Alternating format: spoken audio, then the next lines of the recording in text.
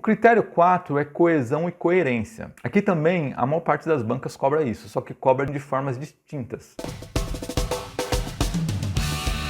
O item U é o uso de conectivos adequados, ou seja, sem inversões de sentido. Às vezes, a pessoa quer fazer uma concessão, embora, por exemplo, apesar disso, em outras palavras, e ela faz uma soma. Ademais, isso.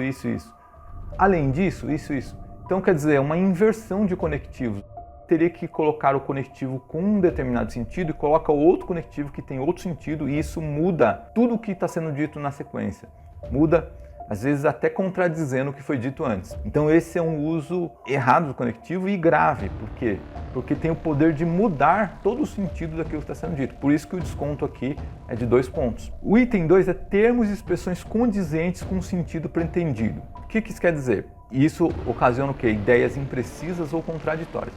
Às vezes uma palavra é empregada, mas você percebe que a pessoa não quis empregar aquela palavra, ela queria empregar outra com outro sentido, mas ela empregou uma que ela achava que tinha aquele sentido. Isso pode ser para palavras ou pode ser também para uma construção. Por exemplo, às vezes era para usar um verbo no passado, usou no presente e vice-versa, e o sentido muda. Esse também é um erro um tanto grave, porque tem a capacidade de mudar o sentido daquilo que está sendo dito.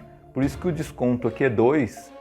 E por que tem 2 possibilidades de erros aqui para desconto?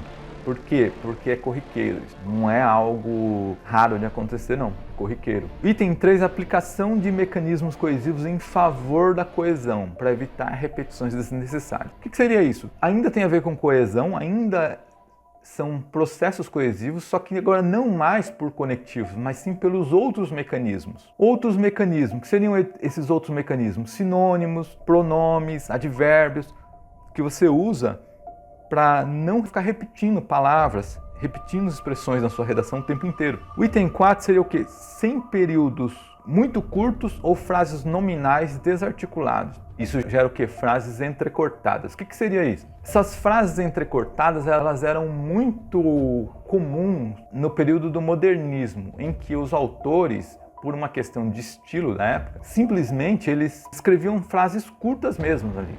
E muitas vezes desarticulada da frase anterior por algum conectivo, algum outro mecanismo, para contrapor os períodos literários anteriores que eram favoráveis a períodos mais longos, mais complexos. Isso é uma questão de estilo, não é necessariamente um erro na narração ou na descrição, mas na redação dissertativa não convém, e isso geralmente deduz nota. O item 5 é equilíbrio entre orações subordinadas desenvolvidas e reduzidas, sem frases enfadonhas. O que seriam essas frases enfadonhas? Frases consideradas enfadonhas. São aqueles períodos um pouquinho mais longos em que as orações subordinadas elas estão todas desenvolvidas. Como boa parte dos conectivos eles têm que, gera aquele chamado queísmo, sabe? E além disso, a escrita, a leitura, ela não flui direito.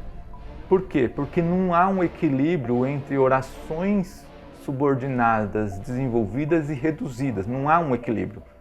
São todas as orações, elas estão desenvolvidas.